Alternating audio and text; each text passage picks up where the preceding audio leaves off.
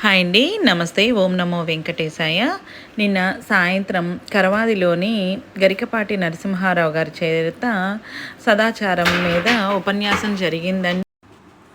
ఆయనకి సన్మానము, బంగారు కంకణము బహుకరించడం జరిగిందండి. మన ఒంగోలు ఎమ్మెల్యే గారు దామచర్ల జనార్దన్ గారి చేత ఆ కార్యక్రమానికి మన మన మన విష్ణు మహిళా కోలాటం వారి చేత